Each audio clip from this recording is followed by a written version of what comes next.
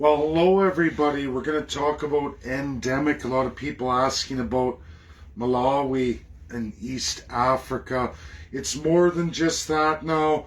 The testing done in Malawi and all of now East Africa, South Africa, and going into West Africa, they're combining the results. Now, everybody, how this came about in Africa with many of the blood diseases, AIDS pandemic still large in third world, especially in Africa.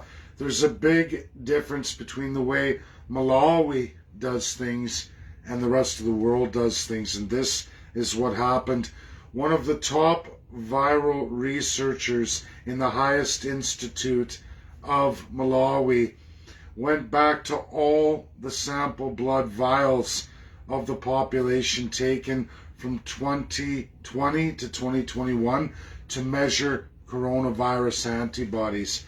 And this is worldwide release. People are asking me for the data. It's just very simple, everybody. It's the fact that you need to know the name of the research company. It's Malawi, Liverpool. There's more on it. I can't get the rest of it offhand. But I've read the entirety of the study, as well as 7 more African nations, okay? Now, Malawi, war-torn, strife, the average age, mean age of the country is 18 years old. But don't fret, I'm not going to go and say, hey, look, we're an endemic. Look, everybody survived in Malawi. No problem, we're all going to be good. No, because there still are over 50. And while that country wasn't hit very hard, South Africa was, where you do see a much, much older population. Now, do they live as long as Americans and Canadians? No. Their average life expectancy is quite a bit lower. In fact, it's under the age of 70. So, when we go through all the data now, and we look at those blood vials, everybody, that nobody out west or in Europe would do. They haven't ever done that study. It's done. It's credible, verifiable, real, true. They know that 80% of the population from the first wave to the 5th wave now of Omicron has experienced coronavirus infection, which means everybody nearly 4/5 of the population, at least in 7 African nations that do viral blood tests consistently all the time because of AIDS and other blood diseases. And you know what? When you go against coronavirus, you find 80% of the population, even much, much earlier, everybody, much earlier, including the first wave of coronavirus, which means it's no different worldwide. If you had tested Canadians' blood, all Canadians' blood, and done antigen testing, you would know that 80% of Canadians have already had coronavirus. Sorry if you had no symptoms like myself. The likelihood of you being infected with coronavirus over the last 2 years are extremely high. 80%. That's Malawi and 7 other African nations now. As this test was done, it's finished, it's true, it's credible, verifiable. What you're not going to like about what endemic means, it means for at least those over the age of 50 to have a full permanent endemic. It means at least those over the age of 50 must be vaccinated, and those immune compromised. You have to target that area of the population within reasonable numbers that match the influenza virus. That's the truth, whether people like it or not. That's where we're at. Anything short of that. Now, this is from the third world, credible, verifiable by the United Kingdom. And everybody, UK is 100% fully open. No more vaxports, no more masks, no more mandates. Because UK has a fully vaccinated rate of 90%. Over the age of 40, in fact. Over the age of 40, double vaccinated. It is a disease of those in the older age, middle age, late stages of middle age and higher. That's who it predominantly affects.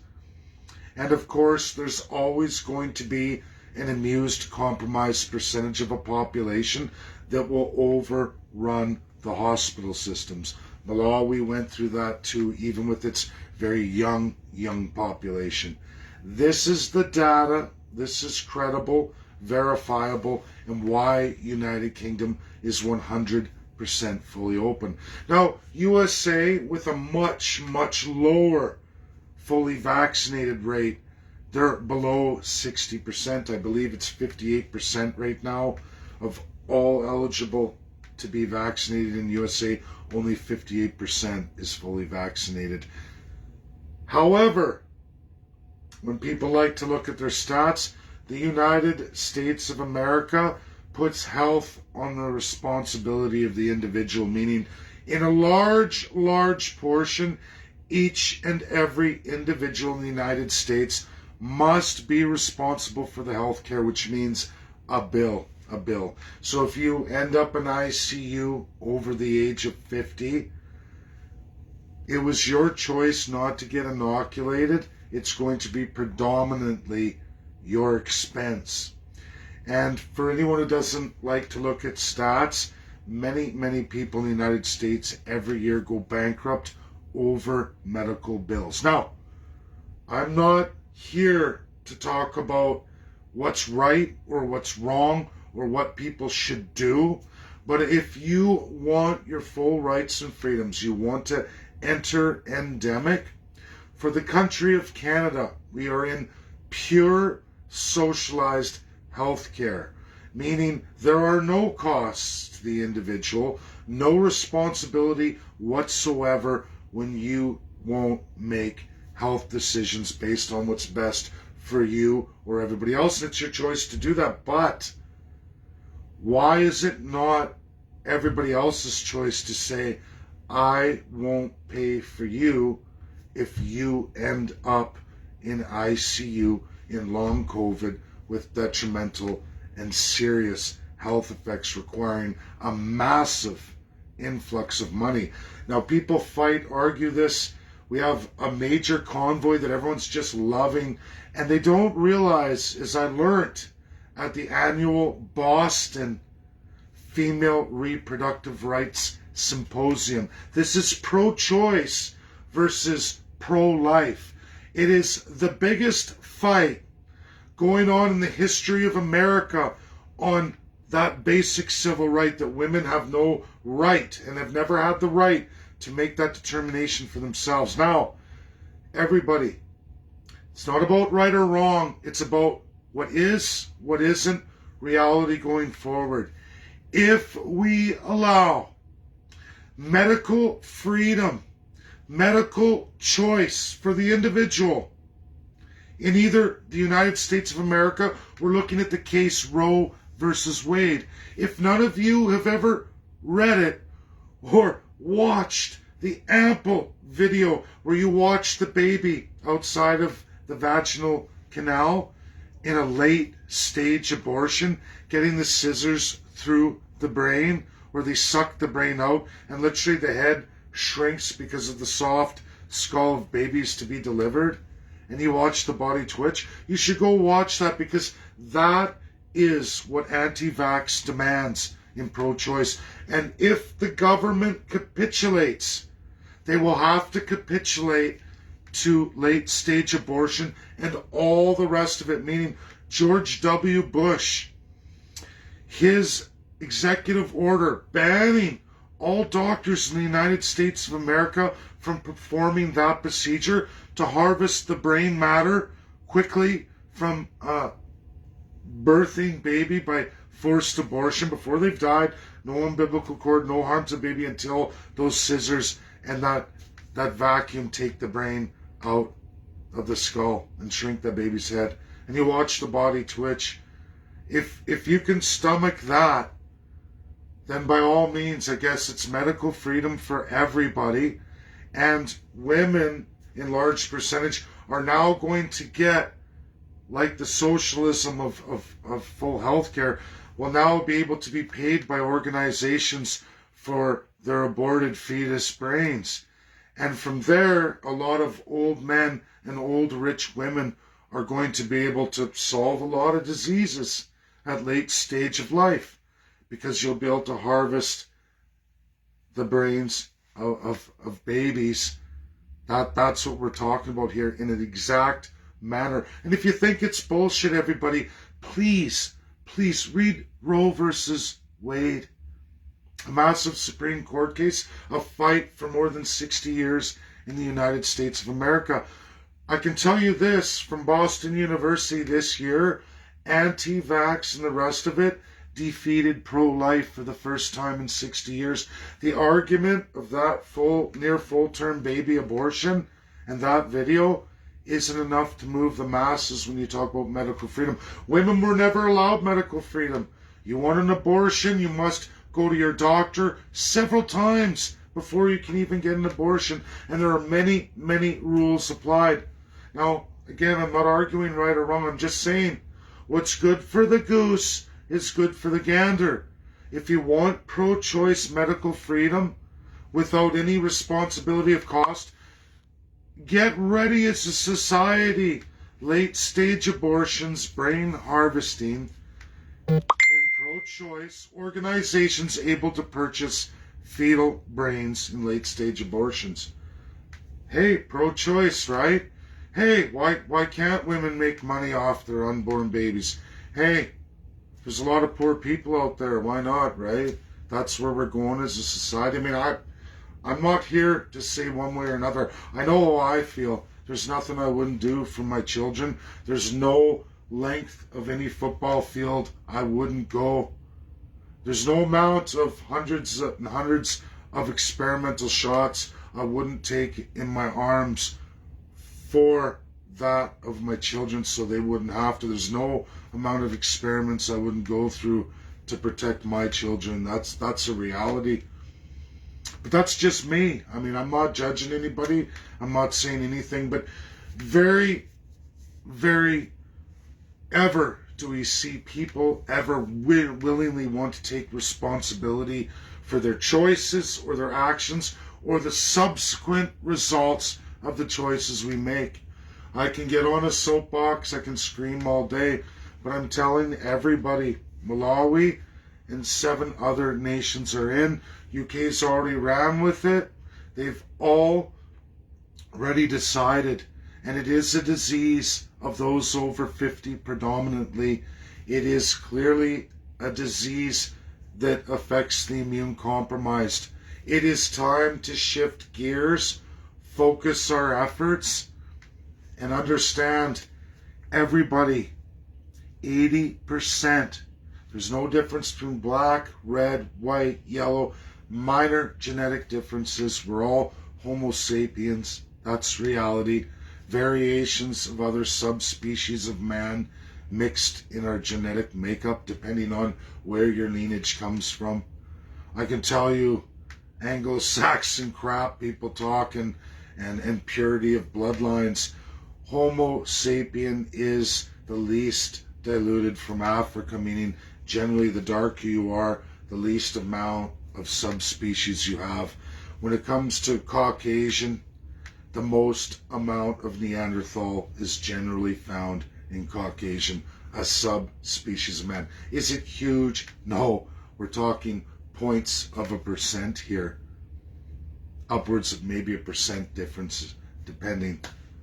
But that's reality. And I mean, I'm not into racism or anything else. There's been all kinds of atrocities committed on this earth to dumb people down and create lower racial society with tier classes, including people without any human rights, none whatsoever. It's been done by every race in this world today. Every visual color of a race has perpetuated this. This is fundamental of human beings, unrestricted, with zero responsibility. Human beings will gravitate to this. Constitutionalism, like many Bibles and religions prior in theology, are just basically laws over men to keep the animal inside us at bay, because that is a Mother Nature system of human beings, a sad reality of what we are. And we can, snap of a finger, end up that way at any given point. Regardless of white, red, black, yellow, brown, this is a condition of human beings. It's why we need governance, rules of governance, and constitutionalism. We grow as a society. We look at things. Now, this is where we're at. Endemic, clearly. Vaccination goes forward, guys. Even the African nations of the third world are going to tell you this. And you can thank AIDS and the vials of blood collected and one virologist in a study in Malawi, Liverpool Research Center, highly accredited, undisputable, verifiable, and we know the results. If you want to keep your society going forward and get back to pure normal, 90% vaccination rate targeted for those over 50. No one's going to tell you otherwise. UK is there, fully open, no vax passes, no nothing. No masking, no lockdowns, no restrictions. This is where we have to go. And you can cheer on convoys, you can say, yeah, 100% full choice, 100% choice, medical freedom. But just remember, you are now late stage abortions. You are all of that too. That's who you are, because that's the right and freedom you wish to have. So you can't have it both ways. You can't say women don't get that right too, that abortions are going to be restricted like this, because that's wrong. But it's okay, this portion of society gets all the rights and freedoms they wanted, but the same portion of the population fought and died for pro-life. But yet now, inoculations, they say, oh no, scrap all that. Remember, what's good for the goose is good for the gander. If you enact a right and freedom for one segment of society that was not made available, you have to blanket give it to the entire members of society. And the only way to restrict that is to say, have it, but it comes at a cost and individual responsibility. That's the only other way. Otherwise, it's baby brain harvesting, late stage abortions. And again, if you've never seen Roe versus Wade, and you've never seen the video of the late stage abortion banned by one George W. Bush, you better go watch it. At least stomach your pro-choice, your medical freedom. If you can't do that, you're not really credible. You're nothing but a sad state of a human being. Remember, pro-choice comes at a cost, like every right and freedom. I'm not saying what's right or wrong. I know what I believe is right or wrong. I watched the video. I looked at that Roe versus Wade. I wouldn't. But this has been a fight. And if you think pharmaceutical wouldn't make even more and greater steps forward with brain harvesting from late stage abortions, I don't know what to tell you. That's my video. Choose to share or not. I don't have to provide links. You can all do that yourself. We're all big boys and girls. Malawi, Liverpool Research Organization. Tied to the UK, you can go through all of it. There are 7 more nations. Incredible data now from South Africa following suit. We got 7 nations now. It won't be very long before this is all across Canada. And it's just a matter now of what do you want with your medical freedom. Those who don't want to be vaccinated, don't want to participate in the 90% that we have to do to get to endemic. Because I know I'm done. I'm fully vaccinated, boosted. I'm not dead. I haven't been compromised, transformed, changed. All the lunatic fear-mongering narratives. And I definitely don't believe in abortion, just my opinion in late stage. I do believe there's a way forward on that. I think women, for the first time in all of our history, should be at the table with that. But just like freedom of choice, it comes with personal accountability. And I don't believe in harvesting babies for financial gain. I just don't. And an anti-vax, that QAnon, that OAnon, you're going to have to come to terms with what you think you get. But yet, women don't for abortion because it's pro-choice. And when you enact a right and freedom in this world, in your societies, in your countries, it's one size fits all. And for 60 years, we've restricted pro-choice. We've restricted it extremely. Some of it I agree with, some of it I don't, but hey, it's not my place. I just know what my heart says. And I don't ignore the truth. I don't sugarcoat. I don't make narratives that suit a special interest or myself. I give it to you all straight. That's it. I give you all of it. You all make the decision. I give you the full circle of evidence instead of just one narrow view, one set of beliefs that could be argued against, and there's this much against that belief. I would never do that. I go with this much data, and if it's that much data, you go with the data. Go with the results, just like Malawi and the 7 other African nations. Research we don't have here in Canada, we wouldn't have. That's thanks to the third world, and at least one pandemic generates credible, verifiable results for all of you. You think about that. Malawi has a vaccination rate of 7% currently. And again, the average age, much, much younger. That's called genocide. Genocide. Take it as you like, compare it to South Africa, the results are the same. We can be an endemic tomorrow. Bye now.